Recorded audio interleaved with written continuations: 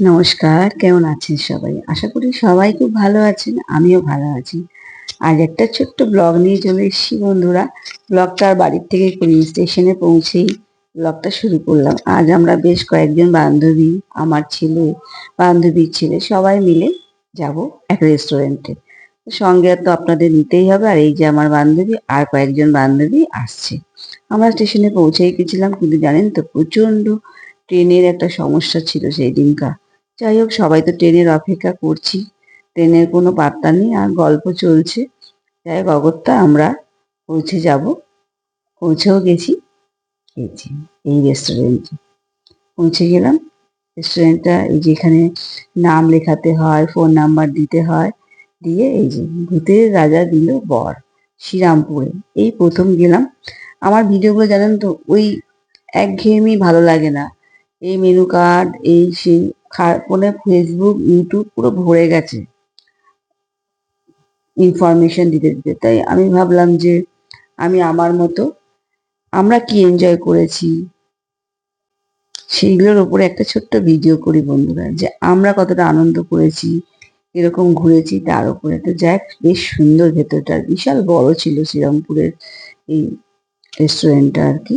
আর mirror থাকবে আর মেয়েরা ছবি দেখবে না, তা তো হয় না বলুন বন্ধুরা। তা আমরা তো একটুখানি নিজের ফেসটা ভালো করে দেখে দেখে নিয়ে জায়গা মতো বসে পড়েছি। আর একটা সেলফি জোনও আছে, এখানে বসে না ফটো তোলা যায় বন্ধুরা। গেলে না নিশ্চয়ই ফটো তুলবেন।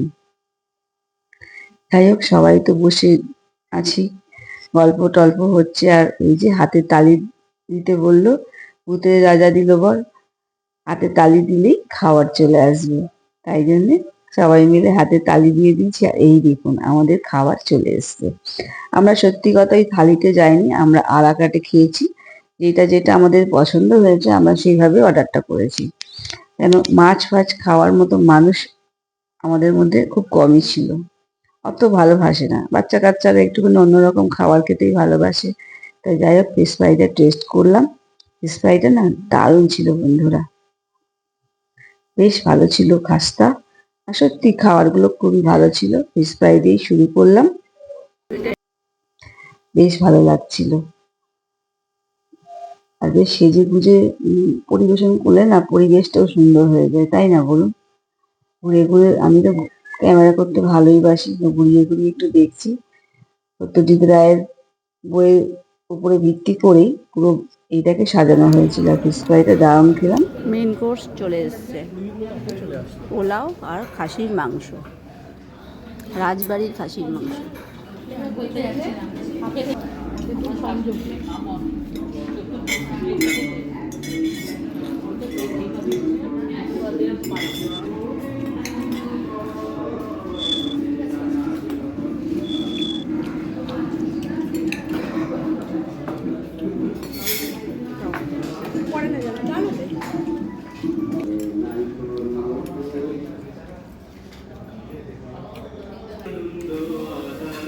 চলুন শুরু করি।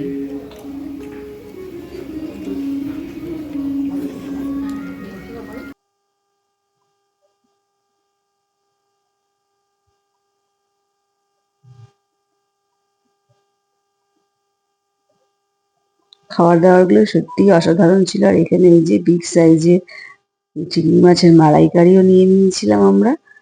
আর আর একটা আইটেম নিয়েছিলাম, যেটা হচ্ছে আপনার আবার পরে একটা রাইস, তারপরে আর একটা মাটনের আইটেম নিয়েছিলাম, ভূতের পোড়া কালো খাসির মাংস। টেস্টটা ভালোই ছিল, টক মিষ্টি একটু ব্যাপারটা ছিল। দারুণ লেগেছে, খাবারগুলো সত্যিই ভালো লেগেছে বন্ধুরা। আপনারাও প্লিজ যাবেন, শ্রীরামপুরের খুব ভালো রেস্টুরেন্টটা আর কি।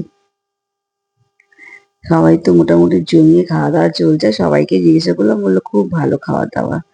আর মালাইকারিটা তো দুর্দান্ত ছিল। আর বাঙালির শেষ পাতে রাজভোগ হবে না তা কি হয় বলুন? তাই জন্যে রাজভোগটাও বেশ ভালো ছিল, টেস্ট করে নিচ্ছি। দারুণ খাওয়া দাওয়া করলাম, দারুণ এনজয় করেছি বন্ধুরা। আমি তো বললাম আমার ওই একঘেয়েমি ভিডিও ভালো লাগে না। তা এবার যাওয়ার পালা। খাওয়া দাওয়া কমপ্লিট।